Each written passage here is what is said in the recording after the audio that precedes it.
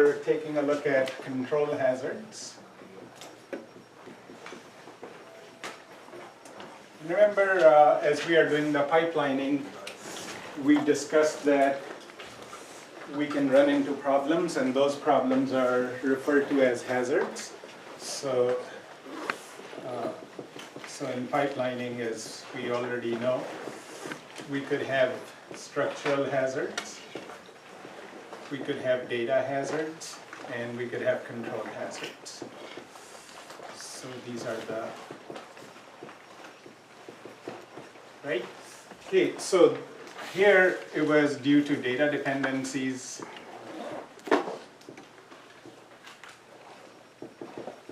Okay, here resource dependencies. So if we are trying to access a resource in the same clock cycle, then if we have a single resource, obviously we can't access, two instructions cannot access it, so we'll have a problem. We'll either stall the pipeline, which will destroy the gain in the performance. So anyway, by providing more resources, we can overcome this. Data hazards, we already discussed. These go into 4 categories. Some are of theoretical interest. So for example, okay, this never occurs because reading never modifies anything, right? Write after read is also theoretical interest, never occurs. So these two can be a problem. So for example, in the pipeline that we designed, for the raw hazard, you guys saw that anytime we have, let's say, add R5, R2, R7, sub, let's say R6, R8, R5. So if there's a data dependency, we are writing to R5 and we are trying to read the result from R5, we could have a problem. If we don't do anything properly, then it will give us the wrong result. And as we discussed, the way we can solve this problem was if we have IF, ID, EX, MEM, and write back, the 5 stages of execution, then IF, ID, EX, MEM, and write back. Okay. So normally this is where the R5 will be updated. Okay, but using forwarding, and this is where we try to read. So read R5. So obviously if this is clock cycle 1, clock cycle 2, 3, 4, 5, so we are updating R5 in the 5th clock cycle, but we are reading it in the 3rd clock cycle, so we have a problem. If we read this R5, this will be old R5, not the one which just did the addition of R2 plus R7, right? So as you already know, we can solve this problem through a technique called forwarding, which is basically EX is where the ALU operates. So forward the result from output of ALU back to the input of ALU. So in our data path, if this is the ALU, if this is the ALU out, then if you recall, this forwarding basically means that we are feeding this back and using the results. So if this is the add result, then the subtract instruction will use this add result over here to do the subtraction from R8 to produce the correct result. So forwarding was basically a feedback in the real hardware, right? If there's a gap of one instruction, let's say there's another instruction over here, mul R7, R9, R13, something like this, right? Which has nothing to do with R5. So that means the add instruction in the next clock cycle will move to ALU out prime, right? So in this case, so pretend this is now the multiply. So this is the multiply. Now let's go over here. This will be, so this is the multiply. This is the subtract. And so the add will basically,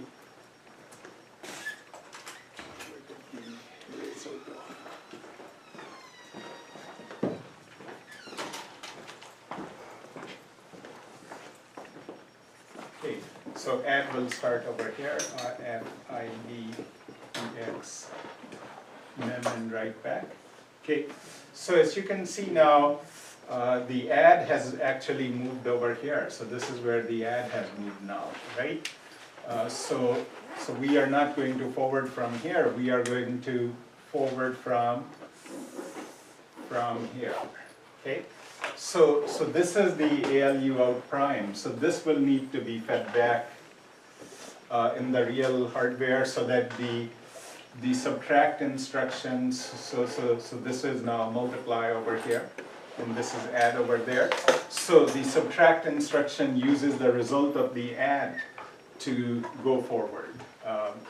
So anyway, the only time where we saw there could be a problem where there's nothing we can do and we have to stall the pipeline in our architecture was when we had this kind of a raw hazard, like load word R5, R2, let's say 30. So anytime there's a load instruction followed by, let's say R6, R3, R5.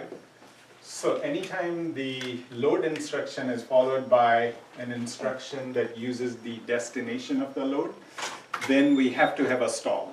Okay.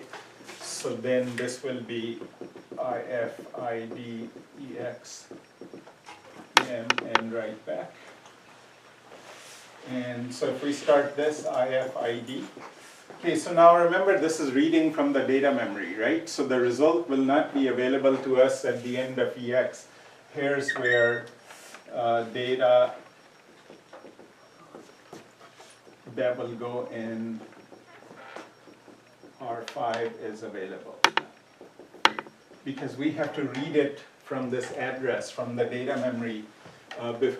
So at the end of the mem phase, it will be available, right? So that means in our real hardware, if you recall, over here is our data memory. So let me put it over here. Okay, so here is our data memory, and here is our LMD. Okay, so now, so that means the add instruction now needs this result, which is read from the data memory, right? So in terms of forwarding, like I said, we cannot forward from here to here because that's backwards in time. So we have to have a stall. So we have to have a stall, one cycle wait, then EX, then mem, and then write back. So then this will be forwarded from the output of mem to the input of the EX, which in the real hardware basically means this LMD is now being fed back. Right? Okay, so once a stall occurs, remember the meaning of the stall was anything before the ALU, before the EX phase. So if there's a register array over here, okay, which copies the data into A and B and IMM and so on, IMM2, right? So all these registers hold on to their value when a stall occurs. And if you recall, we had put a mux over there with the stall signal over there. So if the stall is 1, so this is the line 0, this is line 1. So when a stall occurs, the same value is put back into the register. Same thing over here. If this is our instruction memory, this is our program counter. So again, through a mux, so this is where the stall signal comes into play. So once a stall occurs, these column registers, the program counter, the IR, all of them basically hold on to their value. They do not change. So that's the meaning of the stall, right? So if we have another instruction after that, let's say we have multiply R8, R12, R14. Okay, how will this execute? It will start one cycle later. But remember, this was a stall over here. That means they were not updating their value. They were not they were holding on to the same value. So once a stall occurs, any instruction that follows it will automatically stall. It will not move forward. So the mul instruction after fetching it will not update the AB or IMM or IMM2. It will also stall because of the previous stall that was issued over here. So then this is how it will proceed: ID, EX, mem, and write back. Okay. So anyway, we also discussed that if we assume ALU will take 1 clock cycle to finish any type of arithmetic or logic instruction, then WAW hazards will not occur, right? But if we say some instructions, let's say multiply, will take longer as compared to add instruction, then it is possible that 2 instructions finish at the same time. So then WAW write after write can also occur, right? As I go further today and in next lecture, I'll show you how WAW hazard will start to occur more and how we will handle those, okay? Anyway, coming to control hazards, the idea of the control hazards was if we have a branch instruction, let's say branch equal to Z R5, some offset address. So remember, the meaning of this was if R5 is 0, then PC will become PC plus 4 plus whatever the 16-bit address is, right? Okay, if R5 is not 0, then PC will simply continue on to the next instruction, which is, it will be updated to PC plus 4, right? So the question is, what happens if we have branch equal to Z followed by some instruction, let's say add R6, R3, R2, sub R9, R5, R11, and so on. And let's say over here we have divide R6, R4, R2, and some other add R13, R15. Okay, so let's pretend this offset address, if we add to PC plus 4, turns out to be this, okay? So if R5 is 0, then really we should not be executing the add instruction. We should be going and jumping to this particular instruction, right? So the problem is in our data path, as we briefly discussed in the last lecture, okay, the way our data path is organized is, so from here, if you recall, for the branch instructions, we had like a 0 detector over here. Okay, and then this goes to a 1-bit flip-flop, which we called it flag. Okay, so if the flag happens to be 1, meaning if this, so in this example, branch equal to Z, R5 offset address, as you can see, R5 will come over here in this example, right? Okay, so if R5 is 0, so once we check, our controller checks if the flag is 0, then it will update the PC with whatever PC plus 4, because here is the offset that's coming in the IMM register, right? And this PC plus 4, if you recall, there's a 4 over here, there's an adder over here. So this is PC plus 4.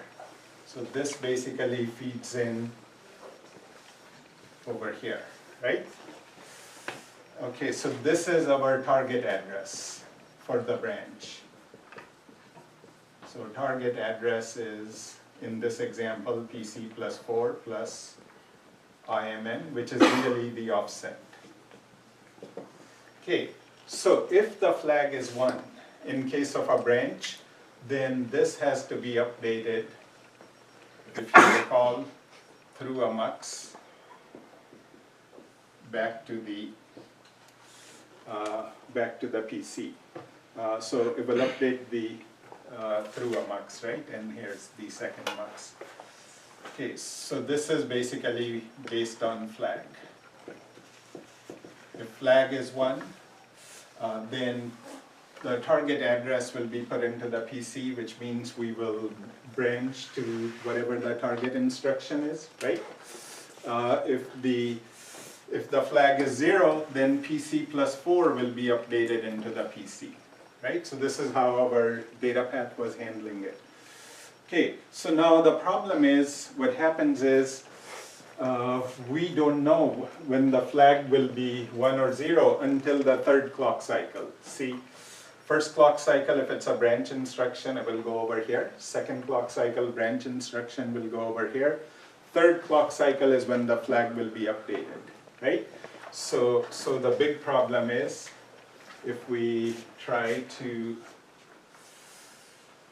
okay, let me try to create some room over here. So let's say there is some offset address. So this will be IFIDEX mem and write back. So this will start one cycle later, IFIDEX mem and write back. This will start one cycle later, IFIDEX mem and write back, right? So this is clock cycle 1, clock cycle 3. So as you can see, end of the third cycle is, we will know whether flag is 1 or not. Okay, which means we've already started partially executing the next instruction, right?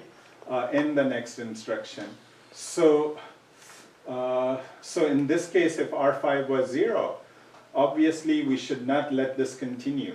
Okay, because if we let it continue, we'll end up updating R6, which is the wrong thing to do. Because if R5 is 0, to make it better, let me make this some other register. Let's say R17, okay? So that you're not confused with R6 being there both places. Okay, so anyway, R6 should not be updated if R5 is 0, because we'll be branching over here and it should be executing this instruction, right? So the question is, how do we stop these instructions from executing? Okay. If we put a stall over here because we have detected a branch, so as soon as we detect, remember at the end of ID, we know the opcode. So if the opcode is a branch, then what we can do is we can stall it. So if we stall it and then fetch it again, IFID, because now we know the flag is 1, the PC has been updated, so if we fetch it again, it will either be this one or it will be this again, right? Which is effectively saying we have a 3-cycle penalty. Okay, as we discussed last time from the CPI point of view, which is a measure of the performance of an architecture, let's say if our 30% of the instructions are branches, okay? So if this is the case, if 30% of the instruction are branches, then 70% of the time we'll execute in 1 clock cycle, 30% of the time we'll execute in 1 + 3. So obviously this is 1.9. We have a 90% slowdown if we don't do anything special for the case of branches, right? So the general idea for the control hazards is like this, okay? We want to minimize stalls. At the same time, we want to guarantee that the correct execution will take place, meaning if we were going to jump, we should execute this. If we were not going to jump, we should execute this, right? Okay, so there's a few techniques that we follow, and I'll show you a handout on my laptop in a second, but let me quickly give you the overall idea.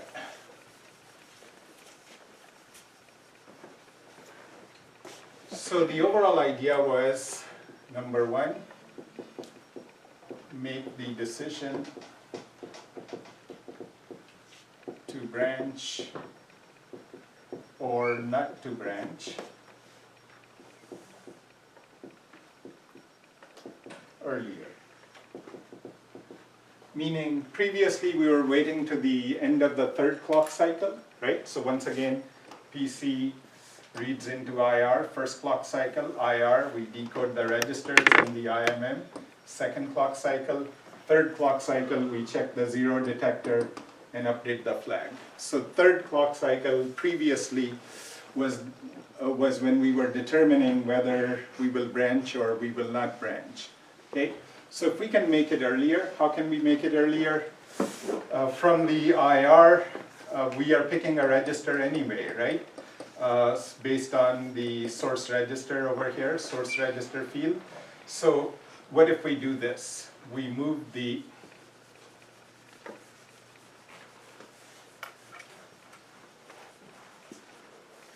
okay, so we move the decision. Sorry, this goes.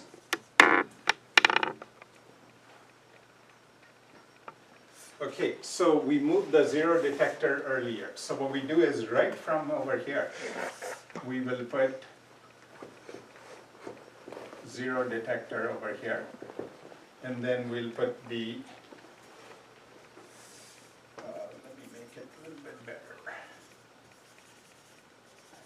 Okay, so pretend over here is our zero detector, and over here is the flag. Okay, so we are moving it rather than after copying the data into A, directly we read the register. And remember, zero detector is simply a NOR gate anyway, right?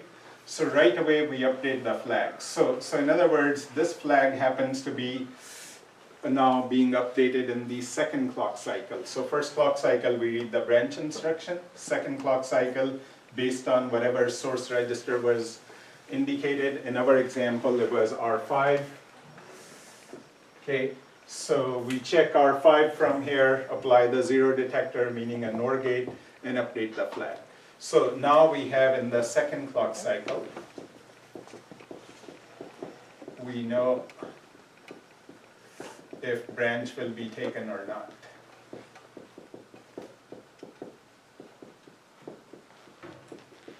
Okay, so the benefit is in the pipeline over here, we don't have to put a stall now. So instead, IFID, we can do another IF over here. So rather than 3 cycle penalty, our penalty will be 2 cycles. Okay. So still, if we put 2 over here, it will still be a 60% loss, which is still not the best, right? So can we do something further to minimize this 60% loss in the performance? So here's what we do the next thing. Next thing what we do is we do what is called a branch prediction. So we do a gamble. We will assume whether the branch will be successful or it will not be successful. Okay? So obviously we have 2 possibilities over here. Branch taken or branch not taken. Okay, so now let me ask you guys a question. So this is sort of like a gamble. Okay, we are going to assume one way or the other and just make the hardware work that way. Okay, which one will be a better gamble? Should we assume branch is taken? Meaning, should we assume R5 will always be not 0? Oh, sorry, R5 will be 0, so that we'll jump over here. Is that a better, or should we assume R5 will not be 0 and can keep continuing the next instruction? Which will give us a better performance? Okay, and the answer is, see, if we assume that we will always be taking the branch, right? That means we have to refetch the instruction. Okay, because remember at the end of the second clock cycle, flag will be updated, correct? Flag will be updated over here now. Flag will be updated in the second clock cycle. So then here PC will be updated in the third cycle. So PC updated to the target value. So if we do a fetch again, this will be the div instruction, which will be the correct instruction. So, which means we are wasting 2 cycles anyway, right? because we are redoing the fetch over here after 2 cycles. So if we assume that the branch is taken, that means there will always be 2 cycle penalty. Okay, which means 60% loss. So which is not really good. Okay, now let's go to this gamble over here.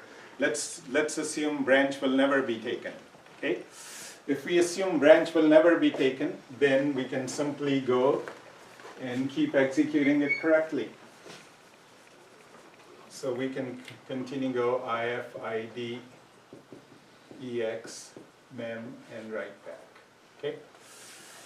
So we are proceeding with the add instruction, right? So once again, at the end of the second cycle, we'll know whether we should execute add or not. Okay. At the end of third cycle, so over here, the PC will get updated if it was a branch instruction, right? So if we do this if will be our div instruction. So this will be our div instruction. This is still add, because we are assuming, because the PC has not been updated yet. PC will get updated right in the third cycle. Okay. So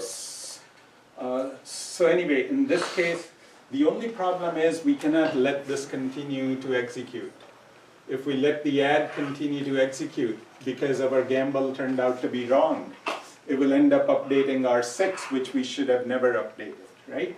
So here, the key idea is if our prediction is wrong,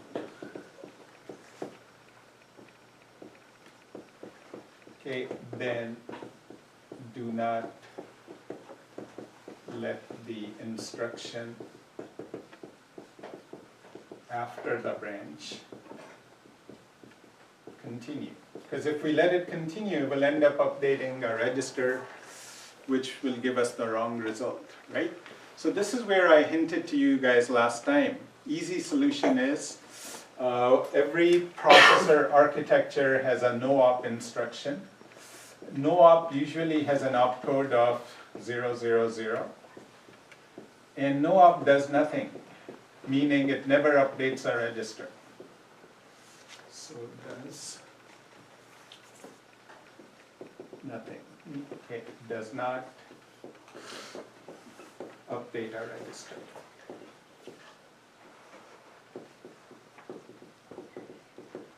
Okay, so the idea over here will be, before we, as we do the IF over here, and by this time, we will know whether the branch is successful or not, okay? Because this is, so here, we know, right? Here flag is updated, so once, by the time we go to ID for the add instruction, we will know whether the branch is successful or not, right? So if we know it's a successful branch, as we go to the EX over here, we change the opcode in IR prime to 000. So once it goes to EX, it will basically do nothing. It will not update the, in same way over here, because now the IR prime has an opcode of no op, no op, no op, so it will basically do nothing, right?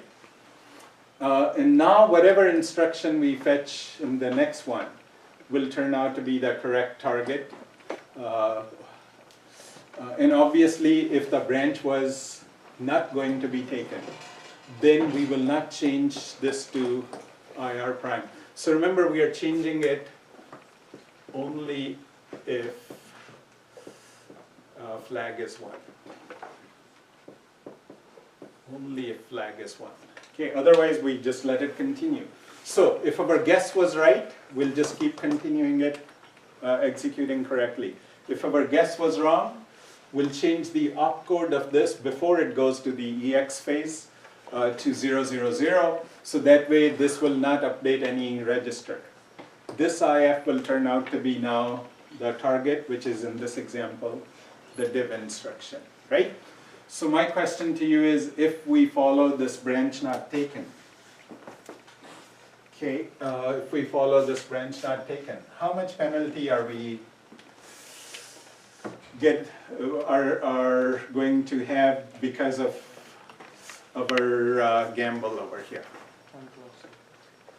1 clock cycle if our guess was wrong. Okay, let's pretend 50% of the time our guess is right. If 50% of the time our guess is right, will we have to change this opcode to no op? No.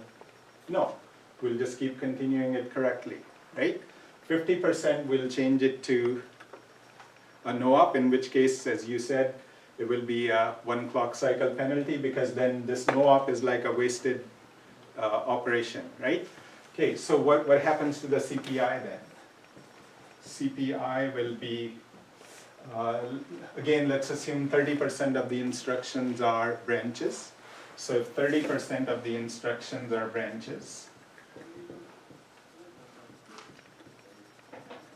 okay, that means 70% of the time pipeline will go smoothly 1 clock cycle, right? Out of the remaining 30%, half the time our guess is right, half the time our guess is wrong, right? So half the time if our guess is right, there will be simply 1 clock cycle, right? Half the time our guess is wrong, so what will it be? 1 plus 1, 2. So what does the CPI come out to be? 1.15, right? So how much of a performance loss do we have? 15%. So obviously from 90% we went to 60% to 15%, right? Now let me show you, we can even make it very close to 0% loss, okay? How? Okay, what if we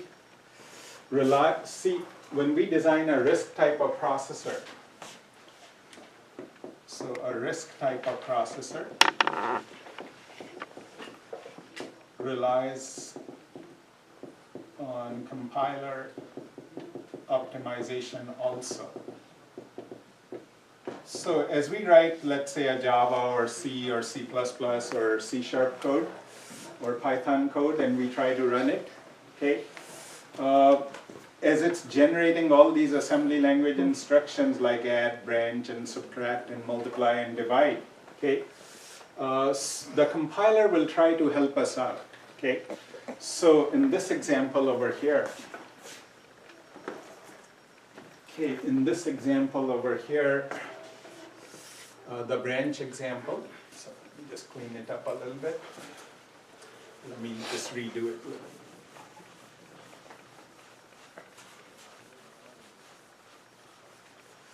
Okay, so suppose we have something like branch equal to Z, R5, some offset address,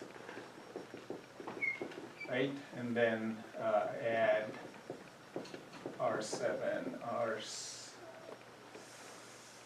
R6, R4, subtract R8, R12, R14, and some instructions, and over here is div R13, R17, R21, or whatever, right? And some more instruction. So either it will go through if R5 is not 0. If R5 is 0, then it will jump over here, right? Okay, so coming to the compiler optimization, as we discussed, if we leave it like this, on average we'll have a 15% penalty, right? So let's pretend there is some instruction over here, which is, suppose, multiply R8, R12, R17. So some instruction over here, right? So let me ask you a question now. Will this instruction always be executed, regardless we take the branch or we don't take the branch? Yes or no? See, if we are executing this program, right? Executing the multiplied, does it matter whether R5 is 0 or not? we'll always execute it, right? Okay, since we know we'll always execute it, what if we do this? The compiler will move this instruction because this is going to be always executed to the spot after the branch. Okay, so we'll move it after the branch.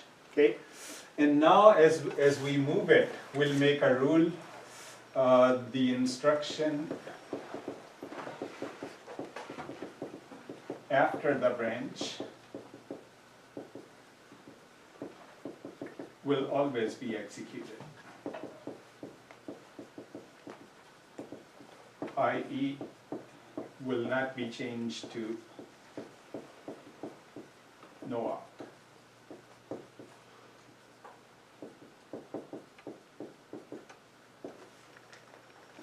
So our new rule in our hardware will be, there's no need to change it to a no op. We will ask the compiler to fill an instruction which should be executed. Okay? So what the compiler will do is it will go before the branch. It will pick any of the instruction which if we move it over here to after the branch does not cause any wrong calculations. Okay? So this way, as we do the fetch, decode, and so on, we'll just let the multiply execute also, because it was supposed to execute anyway. Then the following instruction is guaranteed to be either the target or the add instruction, so will work either way correctly. Okay, so this way there will be no penalty at all. Okay, so let me ask you this one question. What if the compiler cannot figure out any instruction before that can be safely put over here?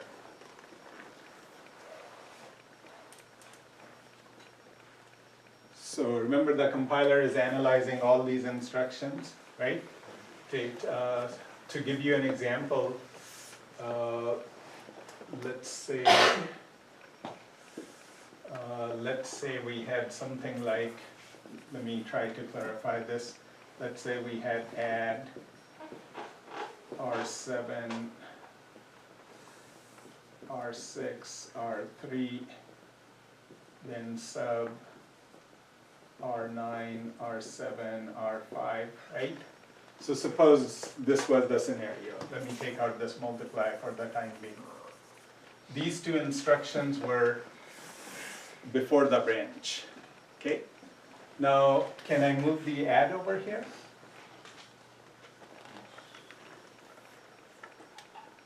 Will that work if if the compiler decided to put the add after the branch? Okay, in that case, what will happen to R9? Remember, it was depending on the R7, but R7 is now being done later on. So obviously, this subtract R9 result will be wrong, right? So you can see this is, if you just focus on add, well, you could argue, let's move R9 over there, the sub instruction. Will that work? If I move the sub? Yes, that will work, right? Or what if this was like this? Instead of R9, let me make this R5 over here. Now can you tell me which instruction can add or sub be moved over here safely? No. Add can be moved? No. No. Because if we move the add, then the sub will produce the wrong result in R5, right? Can we move sub over here? No, because then this R5 depends on, so we'll be doing the wrong. So as you can see, in this particular case, the compiler has no choice. So what will happen if we let it, if we do not move any instruction over here? Remember, our new rule is it will not change the add to a no-op.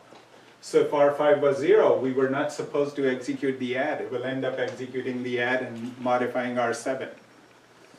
So my basic question to you guys is, what should we do, or what should the compiler do if it cannot figure out any instruction to move after the branch instruction? I'll give you a hint. Which instruction doesn't do anything? No op, right? So what if the compiler in that case just puts a no op over here? Right? So then there's no harm. We'll execute the no op. No op doesn't modify any register anyway, right? So now let's take a look at the performance loss. So once again, let's pretend we will implement branch not taken. Branch not taken, right? If our prediction is wrong, okay, so now our new rule is do not let the, so we are removing this. So I took out the do not, let the instruction after the branch execute.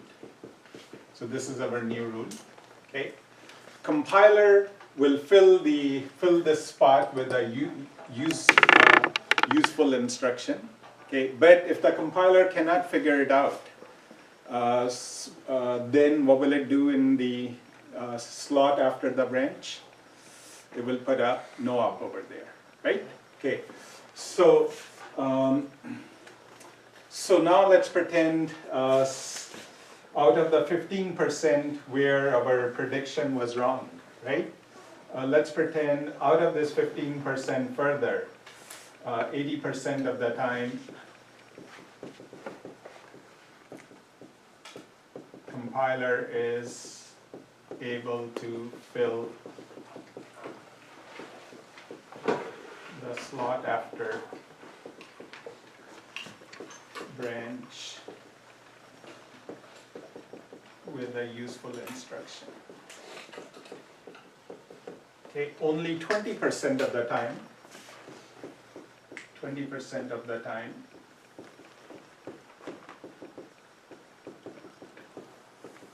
it will fill it with a no op.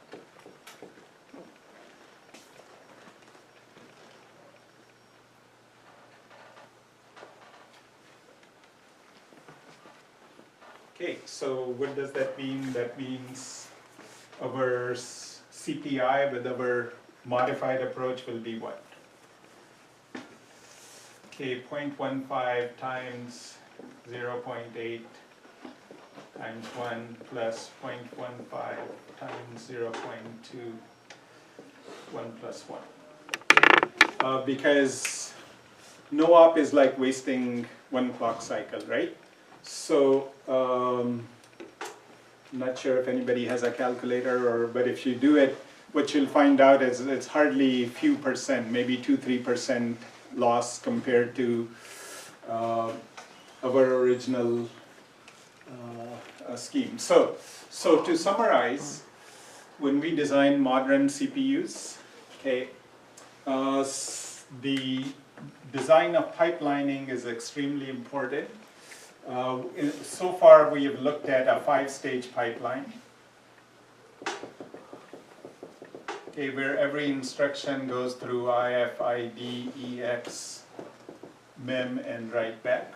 So 5 clock cycles per instruction if we do not do any pipelining, right? And remember, what was the goal of pipelining? Goal of pipelining was if we have a 5-stage pipeline, to make it 5 times better. So on average, we wanted every clock cycle 1 instruction to get done, right? So the problem with pipelining is we run into what are called hazards. There are 3 types of hazards that we discussed: structural, data, control. Okay. And the goal of pipelining is always try not to put any stalls in the pipeline. Because as we saw, at the minute we put a stall, it basically kills the performance of the pipeline, right? So if we don't do anything for control hazards, you guys saw, we have a 90% reduction. The CPI goes from 1 down to 1.9, right?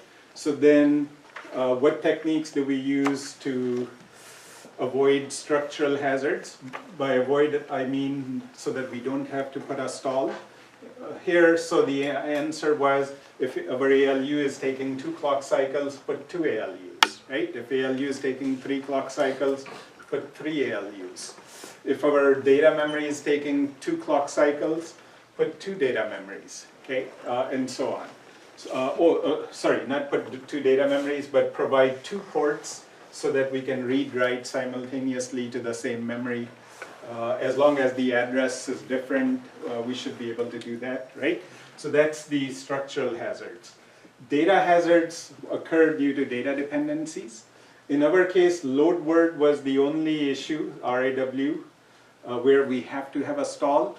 In other cases, we provided a lot of comparators over here to see if there's a data dependency so that we can do the forwarding. And the forwarding was feeding back ALU out back to the, or feeding back LMD back to over here, or feeding back ALU out prime back to the input of ALU. So that we use the result of the previous instruction in the following instruction. This way we don't have to put a stall, okay? So avoiding stalls is the key in designing the pipelining. Okay, very similarly in control hazards, to summarize, we provided a little bit extra hardware so that we can make the decision earlier to see whether we have to do the branch or not, or then we did a branch prediction. We did branch not taken, and we filled the next instruction after the branch with a useful instruction. If the compiler cannot find it, it will put a no-op over there. And this way we can let the second instruction go through, because by the time we come to the 3rd clock cycle, either it will be this instruction or it will be this instruction, because the PC would have been updated to the target value, or PC plus 4 in either case. Okay? So this way we have hardly 2-3% penalty. Overall, less than 5% penalty on. So our CPI with all these techniques will turn out to be very close to 1.05, right? Let me quickly show you whatever I discussed is available as a handout on the website. So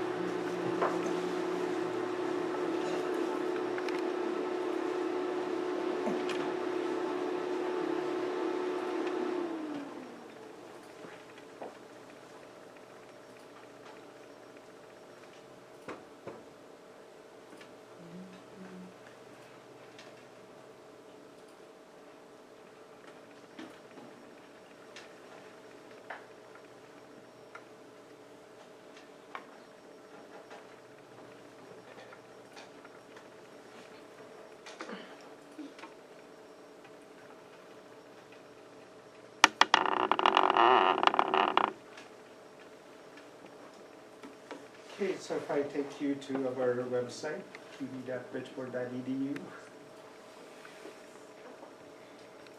CPE 510.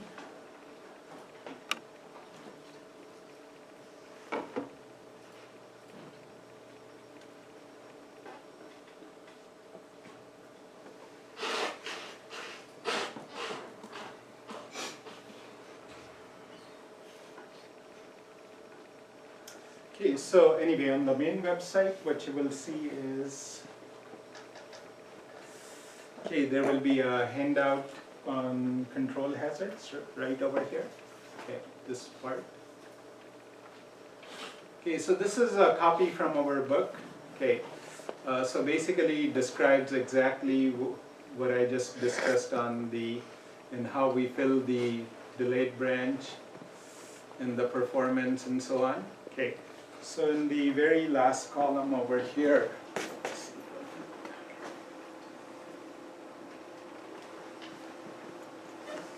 it's kind of hard to see over here. So predict not taken, if we employ that on real, so this data is on real benchmarks.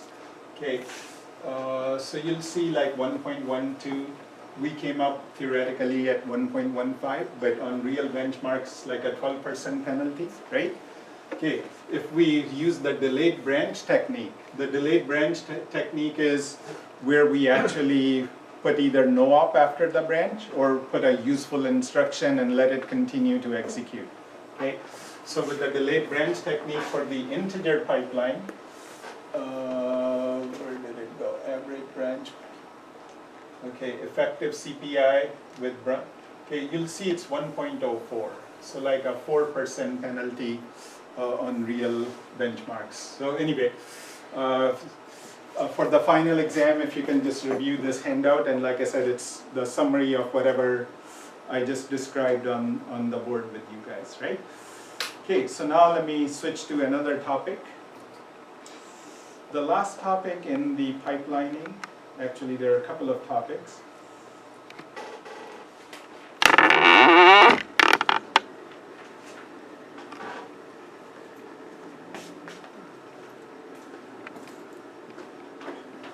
Okay, so now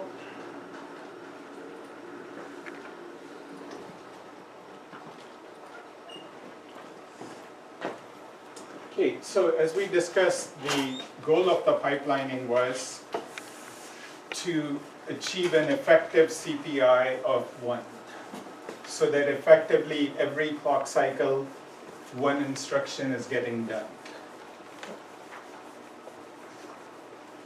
Right, so effective CPI of 1, so that every clock cycle, one instruction is completed. Okay, so now the next question is, what if we wanted 2 instructions to get done in 1 clock cycle, or 3 instructions to get done in 1 clock cycle, or 10 instructions to get done in 1 clock cycle? How can we improve it further, right? So anybody knows the answer, just as a general idea? So this is where the parallel computing comes into play, right? So whatever we designed is 1 CPU over here, right? So all this data path that we had is referred to as our core. Okay, remember when you go to buy a laptop these days, you have like a quad core, dual core. Now 8 core CPUs are also becoming available. For commercial processors, there are Xeon processors with 64 cores available, 128 cores available, right? So essentially, think of it this way, they're inside a CPU. Each core is the equivalent of the data path that we have designed, right? So there will be core 0, core 1, core n. Okay. So obviously we are executing 1 program over here, right? So which is basically a bunch of assembly language instructions. So this is coming from the instruction memory, right? So what will happen if we fed the first instruction to core 0, second instruction to core 1, third and nth instruction to core n, right? Because these are parallel hardware.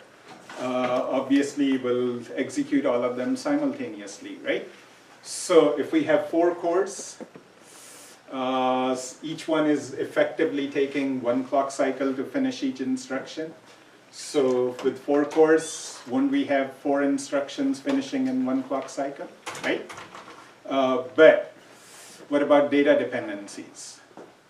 See, within the core, as we discussed, you putting comparators and putting forwarding logic, we can eliminate the data dependencies. Now you can see between cores, it's now going to become far more complex, right? So for this reason, when we employ multiple cores, we don't do instruction level parallelism, okay? We do what is called the procedural level or functional level parallelism, meaning as a programmer, as you write a program, okay, you will divide it into, some of you who have done good programming before, we divide it into threads. Okay? So for example, T1, T2, T3, T4. A thread is basically an execution of a function. So basically then, so pretend there's a bunch of instructions which belong to a function over here, right? So this thread will map to core 0, this thread will map to core 1, and so on, core n, whatever. So, so we don't try to interleave the instructions. We, each one is executing a different function, and that function has a sequence of instructions, so the data dependencies will be handled by the pipeline as we have discussed so far, right? Anyway, so if I have time, I'll come and give you more detail on this, but for right now, at least as a big picture, think of it this way: all of our modern CPUs have multiple cores. Each core is like equivalent of the data path and the control that we designed over here. Okay? And one chip can contain many, many cores. Once you write a multi-threaded program, each thread, which is like execution of a function, maps to one of the cores.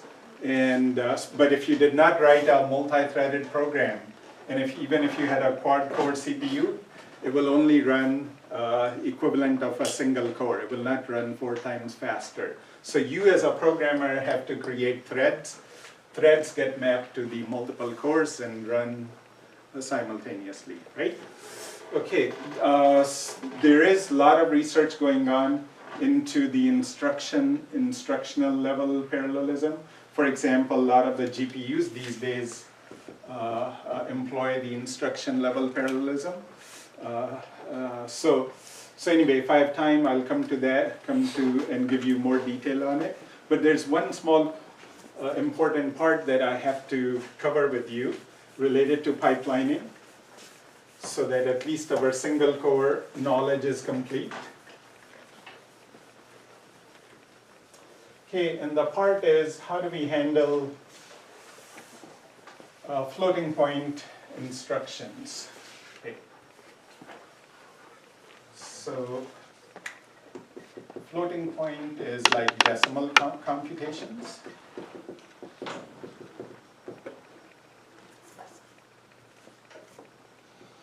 So let me at least give you a starting idea. Next lecture, I'll finish this topic.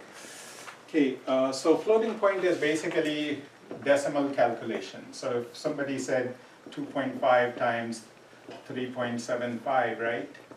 How do we do it inside a CPU? How do we represent decimal numbers? Okay, so how to represent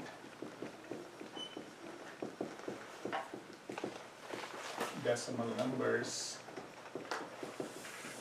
and how do we store them in a register?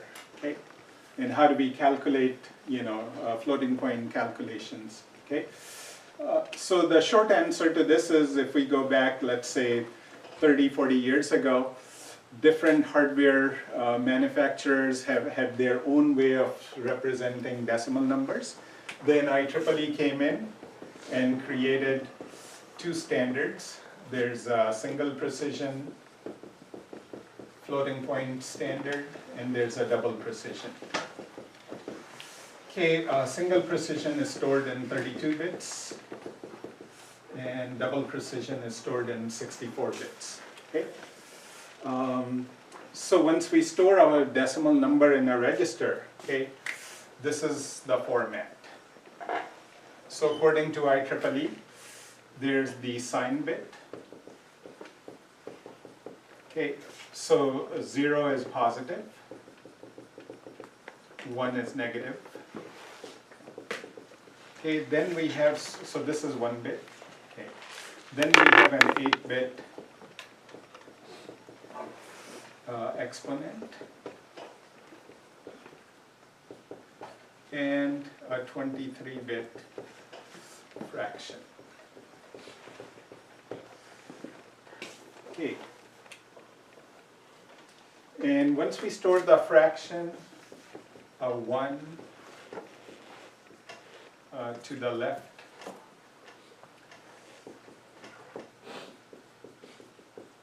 of decimal is assumed.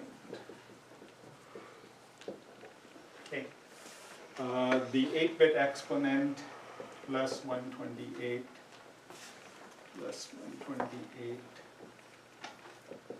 is added to actual exponent. Okay, and of course, since we are dealing with the binary, all the exponents are raised to the power 2. Okay, so once we write it, we have decimal numbers raised, which is basically 10 raised power 0 or 10 raised power 1, but inside the computer, everything is raised power 2. So let me give you an example. Okay, so for example, let's say inside we have a floating point register. Okay, so just like we had R0 through R31 were our integer registers, our data path also has F0 through F31. Okay, so these are the floating point registers. Okay, they are still the same, meaning there are 32 flip-flops over here, so it's not like hardware is doing anything else.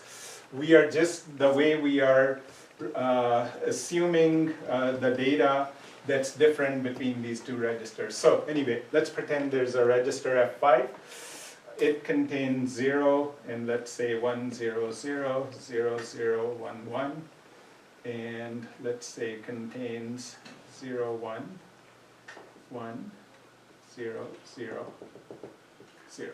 So this is the data inside a register called F5. So the question is, what decimal value does it contain? Okay, so let's try to analyze it. So the most significant bit is 0, right? So what does that indicate? Positive or negative number? So this is positive, right? Then the next 8 bits, remember we always add 128 to it. 128 is basically this number. Okay, so if I subtract 128, what will I be left with? 3. So this is 2 raised power 3. Okay, then as I mentioned over here, there's always a 1 assumed to the left of the desk. 1 to the left of, I should say, maybe 1.0 to the left is assumed. Maybe that's a better way to say. So think of it this way, as if this number is 1.011, 0, 0, and 0. Okay, so once we try to convert it to binary, okay, remember to the left of the decimal, this 1 is assumed. Okay, so this is coming from this part. It's always there. We don't store it, but we always assume it's there. Okay, and why do we do that? To save on the space, the storage space over here. Okay, anyway, so this will, if we try to convert it to a decimal number, this will become 1 into 2 raised power 0. Okay, plus. Okay, anytime we go to the right of the decimal, the powers get reduced by 1. So 0 into 2 raised power minus 1 plus 1 into 2 raised power minus 2 plus 1 into 2 raised power minus 3. So minus 1, minus 2, minus 3. Okay, so what's this number then? 1 into 2 raised power 1. So this will be 1 point. Okay, 2 to the minus 1 is 0.5, right? Oh, sorry, this is 0. So this is 0, so this doesn't contribute. 1 into 2 to the minus 2 is 0.25 and 0.125, so this will be 0.375. So this number is, so this is the number stored in this register. 1.375 multiplied by 2 raised power 3. Okay, so very briefly, one more minute, then I'll stop. Okay, so let's pretend we have these floating point registers. They are containing floating point numbers using the IEEE format. Okay, and I'll give you more examples next time to clarify this part, right? Okay, so now let's pretend you have some data, let's say 1.75 in 2 raised power 5 plus 1.25 2 raised power 7. Okay. So remember, everything inside the floating point register will be stored as this type of format, raised power 2, right? So if I asked you to find the answer, how would you find the answer? By hand, forget the IEEE. Will you add these two right away, or will you try to make the powers the same first? Okay, see, we always try to make the power the same, right? So we have two options: increase the power over here. So if I increase the power over here, what will this become? 0.0175 into 2 raised power 7, correct? And this is 1.25, 2 raised power 7, okay? So now what's the final answer? 1.2675, 2 raised power 7. So if we were to design a floating point hardware, okay, in plain English, what will it do? First, it will check the exponent part, okay? If we are trying to add two numbers, whether the exponents are the same. If the exponents are not the same, it will try to make the smaller exponent bigger by shifting the fraction part to the right, okay? Once the exponents become the same, it will add the two fraction parts, okay? But remember, before storing the result, we have to have one to the left of the decimal. So we'll further have to shift it and adjust the exponent so that the 1 always appears to the left of the decimal. So that's the type of operations that our floating point adder will have to do. It will have to compare the exponents, shift the fraction, then further normalize it so that the result gets properly stored in the IEEE format. Okay? Same thing for multiplication. In multiplication, what will we need to do? Can we multiply the fractions without worrying about the exponents? Right? What will be the answer in this case? Won't it be 1.75 times 1.25 multiplied by 2 raised power what? 12. 5 plus 7, right? So the floating point multiplier will simply add the exponents together and multiply the fractions and then normalize it to store it. Okay? So once we get I'll give you a few more examples. Once you have a clear idea of how floating point arithmetic is being done, then because there are different operations needed, shifting the exponent, shifting the fraction, adding the exponents, it's very difficult to accomplish floating point multiplication or addition in one clock cycle. So now we will make it multi-cycle, and then you will see we'll introduce some special hazards in the pipelining, and then we'll see how to handle those. So next lecture I'll go over that. Okay. All right, I'll stop here. I haven't graded your test yet. Hopefully by Wednesday I'll grade it and bring it over here.